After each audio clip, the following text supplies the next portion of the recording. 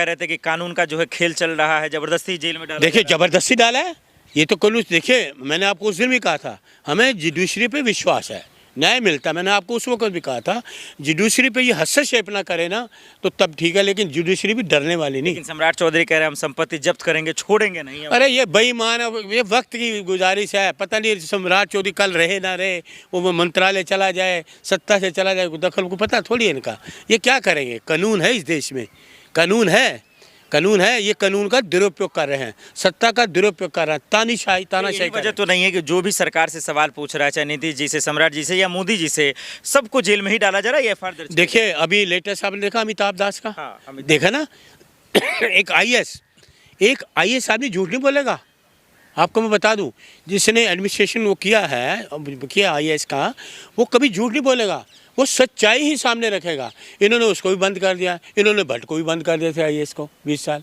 ये तानाशाही करी थी जिन्होंने कई राज खोले। बीजेपी का कहना ये है कि जब आपके पास सबूत नहीं है, तथ्य नहीं है, तो फिर आप गलत आरोप क्यों लगाते? तो इनके पास कौन सा सबूत है? ये गिरिराज का पूछो कौन सा सबूत है? ये क्या सबूत है? ये सड़क छाप आदमी, सड़क भाषा का इस्तेमाल करने वाला आदमी, इसके पास कहाँ से? नेहरू जी के लिए शर्म नहीं आती? नेहरू जी के लिए अरे शर्म से डूब मर चुल्लू भर पानी में। किसकी बात करते हो? आपका गुस्सा जायज है, लेकिन अमिताभ दास के पास क्या सबूत था?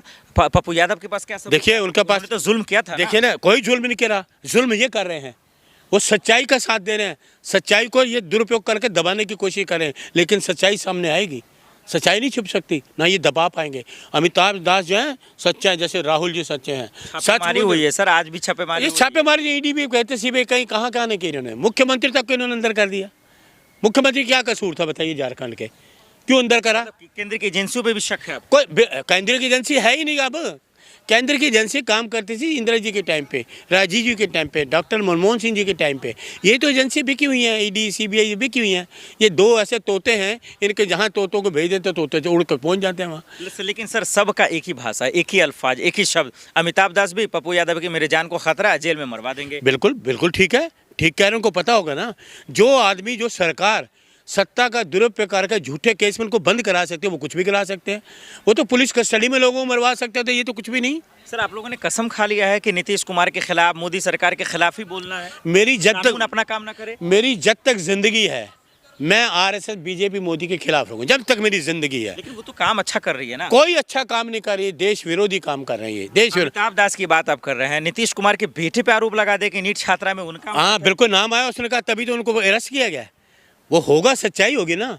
उनको पता नहीं अमिताभ दास क्यों, उनको पता सच्चाई, उन्होंने सच्चाई सामने रखी।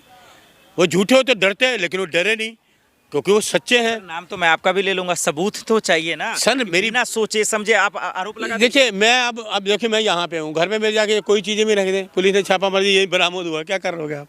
क्या कर लोगे? सत्ता का दुरुपयोग का है, संविधान के खिलाफ काम करने वाले ये लोग हैं। आप सच्चाई का सामना करो, जैसे राहुल जी सच्चाई का सामना कर रहे हैं, ये भागते हैं। सच के साथ है तभी तो बिहार में जीत रहे हैं ये लोग, तभी तो फिर आप लोगों, यही तो गलत बात है। इलेक्शन कमीशन बेईमान, इलेक्शन कमीशन बेईमान है। बिहार के लोग नहीं चाहते थे नीतीश को, नहीं चाहते थे बीजेपी की सरकार को, बिल्कुल नहीं चाहते थे। ये इलेक्शन कमीशन बेईमानी है, घुसपैठी है। कहाँ घुसपैठी है मुझे बताओ?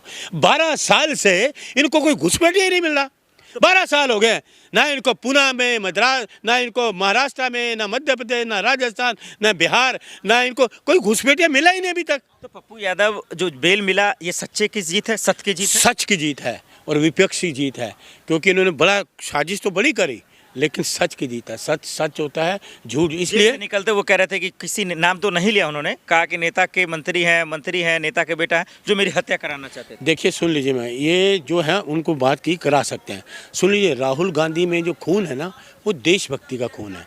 जो इनमें खून है वो गद्दारी का। पूरी टोली लग गई है उनको बदनाम करने में, क्या कहेंगे? जो मर्जी कर ले, कुछ नहीं होना। सच को आँच क्या, सच को आँच क्या कहते हैं ना। राहुल जी का देखिए कितना खूबसूरत नारा है, डरो मत डराओ मत अबे मुद्रा।